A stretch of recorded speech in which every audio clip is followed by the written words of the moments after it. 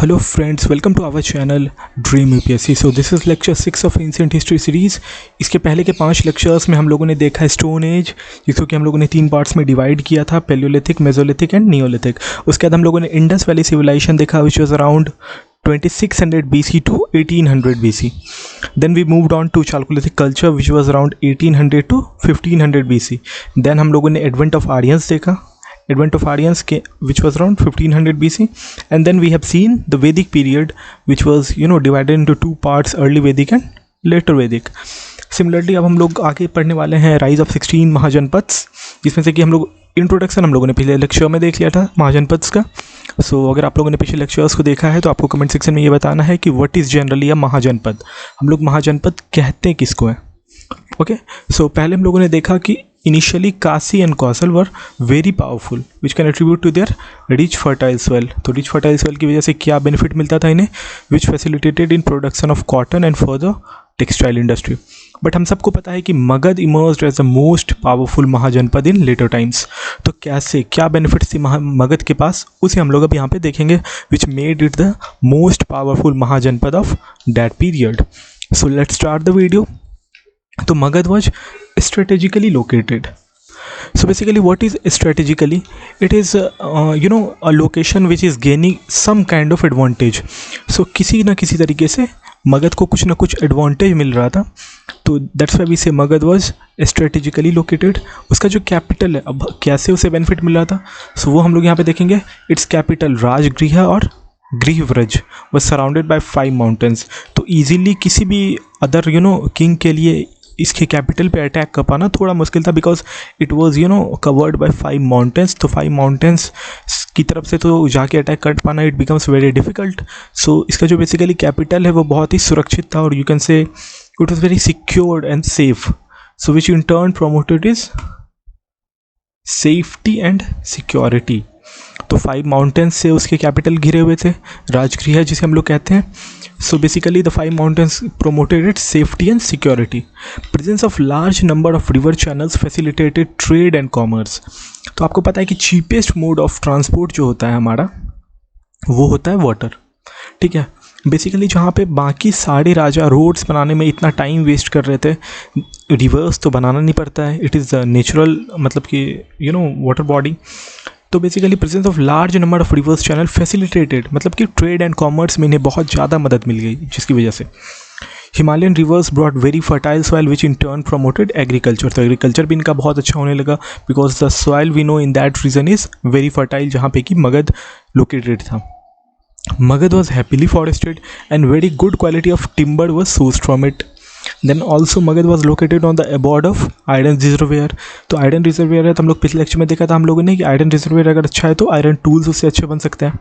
So basically they created very good quality of iron tools. So this were the benefits which Magadh get, which helped in making it the most powerful mahajanapada during that time.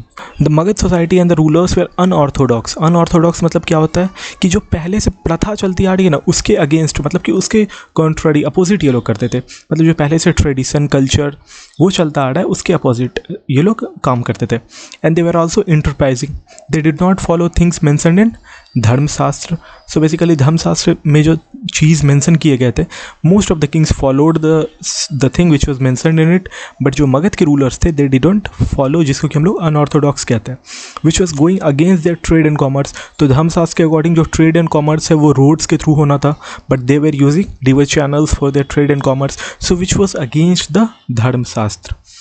अगर history तो यहाँ अब हम लोग history of Magadh को start करते हैं. So this was, इसके पहले जो हम लोगों ने इंट्रोडक्शन को देखा, दिस वाज रिगार्डिंग कि कैसे मगध इमर्ज हुआ एज अ मोस्ट पावरफुल महाजनपद. सो उसको कौन कौन से बेनिफिट्स मिले हुए थे वो हम लोगों ने देख लिया. तो अब हम लोग हिस्ट्री ऑफ मगध को स्टार्ट करेंगे. तो सबसे पहला डायनेस्टी जिन्होंने मगध पे रूल किया, इट वाज हर्यंका डायनेस्टी. आप यहाँ पे ईयर देख सकते हो, 554 BC. इनके फाउंडर कौन थे, तो बिम्बिसार इसके फाउंडर थे. तो Bimbisara followed the policies of military annexation and matrimonial allowance. It means कि कुछ राजाओं के साथ इन्होंने मैट्रिमोनियल अलायंस कर लिया, एंड कुछ के साथ मिलिट्री एनेक्सेशन, मतलब कि they are annexing their territory basically with the use or power of using the power of their military. तो military annexation and matrimonial alliance, he followed both the policies. तो matrimonial alliance की अगर बात करें तो he married 3 queens which was basically Mahakoshala Devi of Kashi, Chellana of Licchavi, daughter of Licchavi king Chetak, her name was Chellana, and the third one is Khema of Madra in Punjab. ना ये तो हमने मैट्रिमोनियल अलायंस देख लिया। अब मिलिट्री एनेक्सेशन की अगर हम लोग बात करते हैं तो ही एनेक्स द महाजनपद ऑफ अंग and placed it into under his son Ajatashatru. अब ये आप लोगों को याद रखना है, जैसे यहाँ पे हम लोगों ने देखा कि बिंबिसार के बेटे का नाम अजातशत्रु था, then his son will be named Udayan. So basically कौन किसका बेटा है ये आपको याद रखना है। बेसिकली यहीं पे हम कंफ्यूज हो जाते हैं, एंड ऐसे अगर आप सीक्वेंस में याद रखते हो तो डायनेस्टीज़ भी आपके लिए याद रखना थोड़ा आसान होगा, बिकॉज अगर आप रूलर्स उस डायनेस्टी के याद रखते हो तो कोई भी अगर आपको याद है कि बिंबिसार जैसे हरियांका डायनेस्टी का था तो आपको ईजिली ये चीज़ याद आ जाएगा। तो ये जो सीक्वेंस है ये आपको भूलना नहीं है, ये सीक्वेंस याद रखना है आपको। Okay, he also sent the famous physician Jivaka, उस टाइम के बहुत ही फेमस फिजिशियन थे, to cure Avanti ruler Chandra Pradyota who was suffering from jaundice. तो इनकी वजह से इन दोनों का भी फ्रेंडशिप हो गया। मैट्रिमोनियल अलायंस भी हम लोगों ने देखा, देन मिलिट्री एनेक्सेशन भी हम लोगों ने देखा। So basically he was a very generous king as we can say. In 492 BC Ajatashatru assassinated his father, उनके जो बेटे थे अजातशत्रु, ही assassinated his father to become the next ruler. Now his elevation to the throne was contested by Kasi and Lichavi. So basically ये दोनों जो है मतलब ये दोनों भी कंटेस्ट कर रहे थे उस पावर के लिए जहाँ पे कि अजातशत्रु पहुँच चुके थे basically the throne. So he defeated Kashi ruler Prasannajit, Kashi ruler को तो उन्होंने हरा दिया, and completely destroyed the city of Vaishali. तो वैशाली जो है उस टाइम पे लिच्छावी का कैपिटल हुआ करता था। So basically he destroyed the capital of Lichchhavi and defeated the Kashi king Prasenjit. So basically दोनों को डिफीट करने के बाद he become the next ruler Ajatashatru. तो कैसे हराया, तो in this war he use 2 innovatives war engines. तो ये दोनों इनोवेटिव्स जो है इन दोनों जो इसने यूज़ किया इस वॉर में उसे हम लोगों ने बहुत बड़ी मूवीज़ में देखा है। तो यहाँ पे मैं आपको एक छोटा सा क्लिप दिखाना चाहता हूँ। So basically first one is रथ मुसाला। तो ये कैसा था ये मैं बेसिकली आपको एक क्लिप के थ्रू दिखाता हूँ। तो ये देखो आप,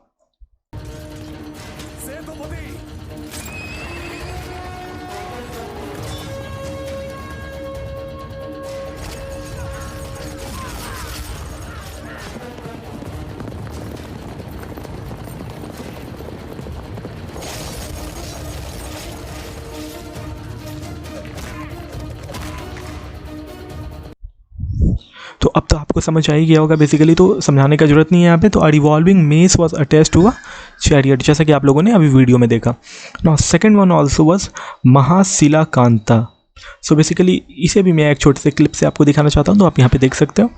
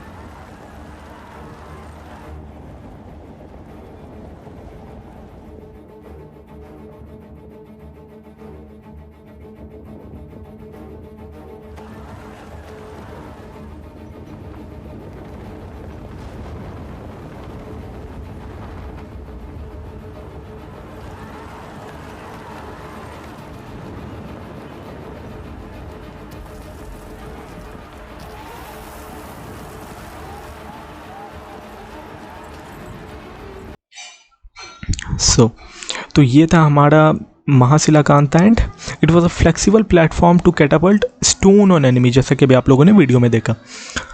तो ये था हमारा जो 2 innovatives which was used by Ajatashatru in the war. Okay, One of the most important initiative of Ajatasattu was that he convened first Buddhist council in 483 BC in Rajgriha.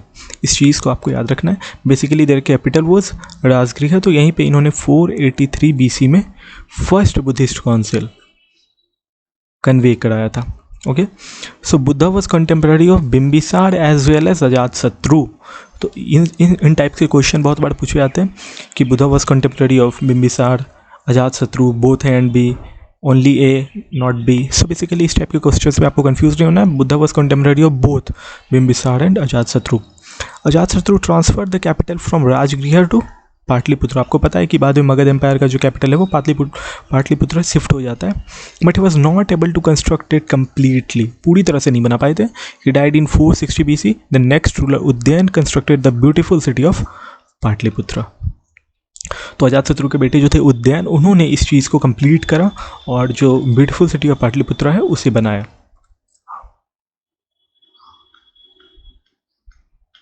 तो ये थे हमारे कुछ रूलर्स जो कि बहुत इंपॉर्टेंट थे हरियांका डायनेस्टी से।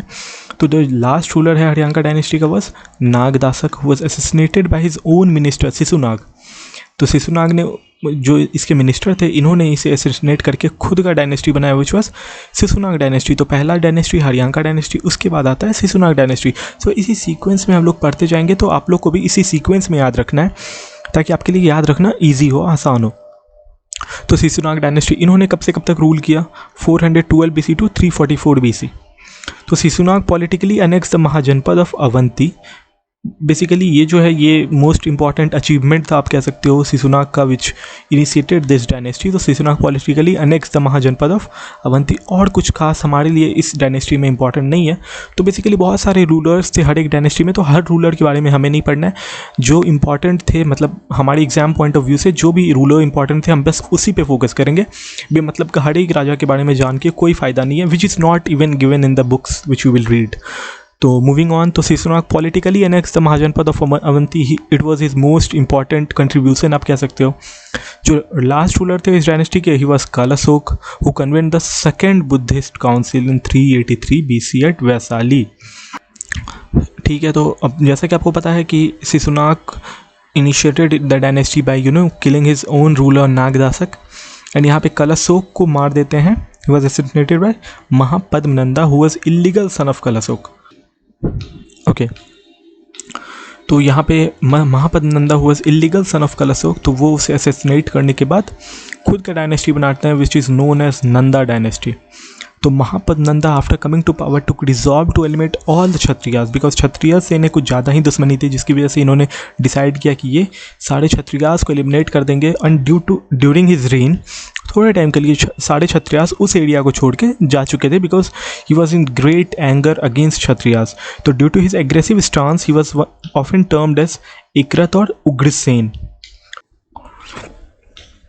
The last ruler of Nanda was Dhananand. He was considered as the most powerful ruler in Asia. तो क्या ऐसा था जिसकी वजह से he was considered most powerful ruler? तो he controlled a very strong army. बहुत ही ज़्यादा पावरफुल इसकी आर्मी थी, जिसकी वजह से he was considered as the most powerful ruler in Asia. At this point of time, ruler of Macedonia, जिसको कि हम लोग अलेक्जेंडर द ग्रेट के नाम से भी जानते हैं, started his campaign of Indian subcontinent, मतलब इंडियन कॉन्टिनेंट की तरफ इन्होंने इन्वेड करना स्टार्ट कर दिया था। So basically in 326 BC in the battle of Hydaspes, which was which held on the banks of river Jhelum, he defeated Indian ruler Porus, but was not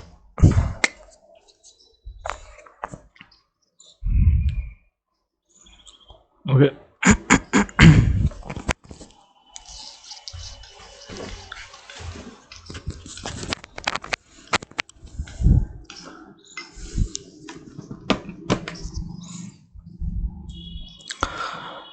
The last ruler of Nanda dynasty was Dhananand. He is considered as the most powerful ruler in Asia. तो सबसे ज़्यादा powerful ruler इनको माना जाता था Asia का, just because he controlled a very strong army. तो इनकी जो आर्मी थी वो बहुत ही पावरफुल थी। At this point of time, इसी टाइम पे रूलर ऑफ मैसिडोनिया, जिसको कि हम लोग अलेक्जेंडर द ग्रेट के नाम से भी जानते हैं, started his campaign of Indian subcontinent. तो इंडियन सब कॉन्टिनेंट की तरफ उन्होंने इन्वेड करना स्टार्ट कर दिया था। And in 326 BC in the battle of Hydaspes, जो कि झेलम नदी के किनारे हुआ था, he defeated Indian ruler Porus. But Porus की बहादुरी से वो इतनी ज़्यादा खुश हो गए that he decided to reinstate Porus. Porus का जो टेरिटरी था जिसे उन्होंने वॉर के ड्यूरिंग जीत लिया था, so he gave back those territories to Porus and made him his ally, उनको अपना अलाई बना लिया। Alexander decided to invade Magadha, because Magadha का जो इंपॉर्टेंस है वो सबको पता था, और कितना रिसोर्सफुल है मगध ये हर कोई जानता था। So basically Alexander decided to invade Magadh, but उनका जो आर्मी मैन थे उन लोगों ने मना किया कि that they because of continuous war, लगातार वो लड़ते हुए आ रहे थे। सो उनका जो आर्मी मैन थे उन्होंने बोला कि they need some time to rejuvenate, मतलब कि थोड़ा टाइम उन्हें रेस्ट करने के लिए चाहिए। They are not well prepared to fight because Magadh was also as we have seen that Dhanananda was considered as the most powerful ruler in Asia. तो इनसे लड़ने के लिए जो उनकी आर्मी है वो पूरी तरह से प्रिपेयर होनी चाहिए, but there army thought that they were very much tired, जिसकी वजह से ये जो वॉर है वो टल गया थोड़े टाइम के लिए। Okay, so they said that they were exhausted and needed some time to rejuvenate.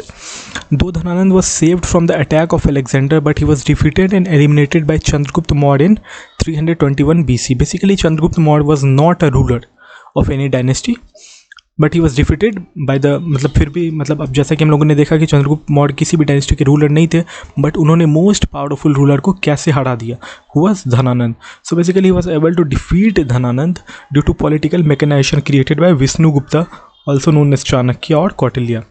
तो जो पॉलिटिकल मैकेनाइजेशन क्रिएट किया गया था कौटिल्य या चाणक्य के द्वारा, उनको फॉलो करके इन्होंने धनानंद को हराया। तो the details of political mechanization is mentioned in the Mudrarakshasa written by Vishakhadatta, जो कि ये क्वेश्चन है which was asked in UPSC prelims. तो यहाँ पे इस क्वेश्चन को आप देख सकते हो, and here is the same thing which was being asked in the question. So as we know कि चंद्रगुप्त मौर्य ने धनानंद को डिफीट कर दिया 321 BC में, तो यहाँ से मौर्य डायनेस्टी की स्थापना होती है।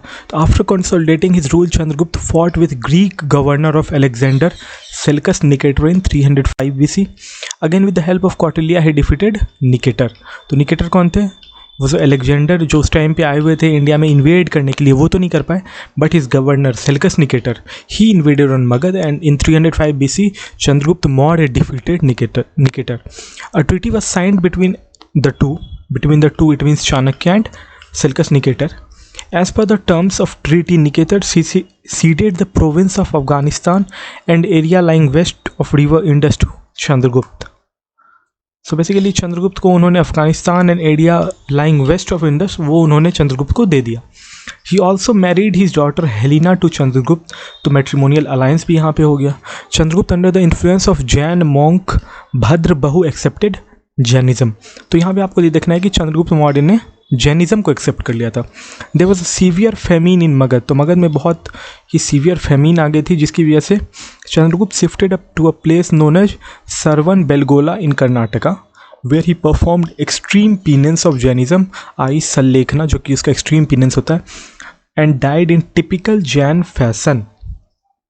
सो बेसिकली चंद्रगुप्त मौर्य की डेथ कैसे हुई थी? तो he performed extreme penance of Jainism, जिसको कि हम लोग सलेखना भी कहते हैं, and died in typical Jain fashion. After the death of Chandragupta Maurya his son Bindusara became the next ruler.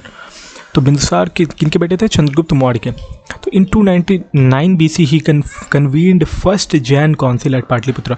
तो यहाँ पे आपको इस चीज़ को ध्यान में रखना है कि पहला जो है बुद्धिस्ट काउंसिल था वो राजगृह में हुआ था, एंड पहला जो जैन काउंसिल है वो होता है पाटलिपुत्रा में। तो इन दोनों में आपको कंफ्यूज नहीं होना है। In which Jainism was formally divided into 2 branches. Bindusara maintained very cordial relationship with Syria, Egypt. तो सीरिया और इजिप्ट के साथ जो बिंदुसार है उनका बहुत ही अच्छा रिलेशन था। Once he requested the ruler of Syria sweet wine, क्योंकि वहाँ की स्वीट वाइन और फिग जो है वो बहुत ही फेमस है। तो fig is basically a kind of fruit, जिसे कि हिंदी में हम लोग अंजीर भी कहते हैं, if I'm not wrong. तो Bindusara maintained very cordial relationship with Syria and Egypt. Once he requested to the ruler of Syria sweet wine, fish and sorcerer. Sorcerer is kind of a magical activities जिसे हम लोग कह सकते हैं।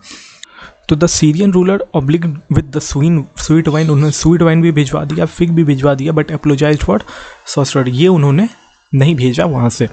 ही also maintain cordial relationship with Egypt from where art of cartography. तो ये क्या होता है, मैप जिसे हम लोग बना सकते हैं उस आर्ट को कहते हैं हम लोग केम टू मॉरियंस। तो इनकी वजह से इजिप्टियंस की वजह से ये जो आर्ट है वो मॉरियंस के पास आ सका। Bindusara extended the territory to South India which was attested by Tibetan scholar Taranath. After the death of Bindusara उनके बेटों में जो है वॉर ऑफ सक्सेशन स्टार्ट हो जाता है कि कौन अगला रूलर बनेगा। Among from 273 BC after 4 years one of his son जिनका नाम अशोक रहता है, Ashoka, after eliminating many of his rivals Ashoka ascended to the throne in 269 BC। मतलब कि 273 BC से ये जो वॉर ऑफ सक्सेशन है, राजा बनने की जो रेस है वो स्टार्ट हुई इनके बेटों में, और इन्होंने अशोका ने अपने बहुत सारे राइवल्स को हरा करके डिफीट करके 269 BC में ये किंग बनते हैं। तो अगले लेक्चर में हम लोग अशोका को डिस्कस करेंगे एंड उसके बाद similarly we will move on to, जब मॉडर्न डायनेस्टी हटता है तो इट ब्रेक्स इनटू 2 ब्रांचेस, जिसमें कि एक इंडिजीनियस आता है जिसमें कि जो रूलर्स इंडिया के इटसेल्फ थे, एंड आउटसाइडर्स जिसमें कि हम लोग इंडो ग्रीक्स के और इन सब के बारे में बात करेंगे। तो आज की वीडियो लेक्चर यहीं पे ख़त्म होती है। Thank you so much for watching the video. अगर आप लोग इस चैनल पे नए हो तो आप लोग इस चैनल को सब्सक्राइब कर सकते हो ताकि अगली बार जब भी वीडियोज़ अपलोड हो आपकी एक भी वीडियोज़ मिस आउट ना हो। और अगर आपको वीडियो अच्छी लगी हो तो वीडियो पे आप लाइक कर सकते हो। Thank you so much for watching the video.